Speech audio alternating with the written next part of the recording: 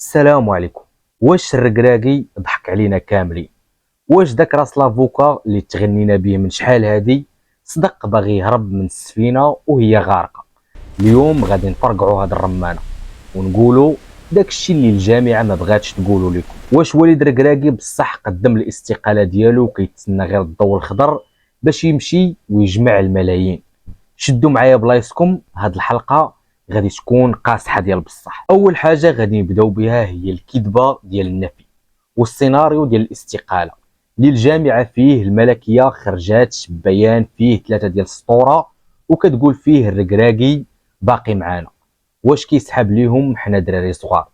التاريخ كيتعاود، والزكي قالوا ليه غادي تبقى وجراو عليه الغد ليه. رونار نفس الفيلم، والحقيقه هي ان وليد حط الاستقاله ديالو شفويا. علاش شفويه؟ باش يخلي الباب مراه وباش يبين للقجع انه ما بقاش مرتاح.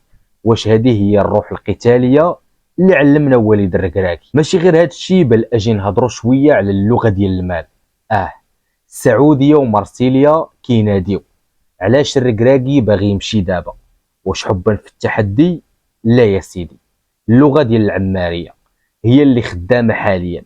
كاين عرض من الاتحاد السعودي كيسيل اللعاب، وعرض من اولمبيك مارسيليا، والوكيل ديالو سيسوكو كيدير شونطاج، يعني الابتزاز للجامعه عبر الصحافه الفرنسيه.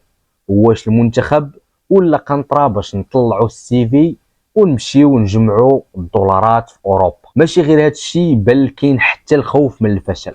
الركراكي ولا كتاب مفتوح، والحقيقه المره اللي ما بغاش يقولها وليد هو انه خايف يمشي للمونديال وما يدير حتى شي حاجه وطيح السمعه ديالو اللي بناها في قطر. هو عارف راسو ولا كتاب مفتوح، والخطط ديالو حفظوها الصغار قبل الكبار. وباش يهرب من النقد ديال القهوه اللي في حي الرياض، فضل انه يخرج راسو بطل دابا قبل ما يخرج مطرود من بعد. واش هذه هي النيه اللي علمنا هذا السيد هذا؟ خرجت بعض التقارير حول واحد الامور اللي ممكن ان بزاف منكم ما يكونوش سمعوها، واللي هو الدبلوم الاسباني والتحجج. اجي ونعاود لكم على هذا الامر هذا. تخيلوا معايا ان السيد في شهر 4 اللي فات مشى لاسبانيا ماشي كسياحه، بل باش يصادق على الدبلوم ديالو وباش يدرب في الليغا. يعني السيد راسم الطريق ديالو وعارف راسو ما غاديش يطول معانا، وحنا باقيين كنقولوا ديك الكلمه ديال ديروا النيه. النيه راه مشات لمارسيليا يا خوتي. وفي الاخر غادي نقولوا بان الركراكي راه دار خدمته، ولكن واش الطريقه باش باغي يخرج دابا في نظركم انها طريقه محترمه؟ واش كتشوفوا باللي المنتخب كبر عليه ولا هو اللي كيشوف راسو كبر على المنتخب؟ خليوا لي الاراء ديالكم في التعاليق وبارطاجيو هذا الفيديو باش توصل الحقيقه.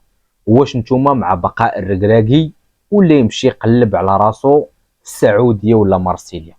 اراء ديالكم خليوها لي في الكومونتير لتحت.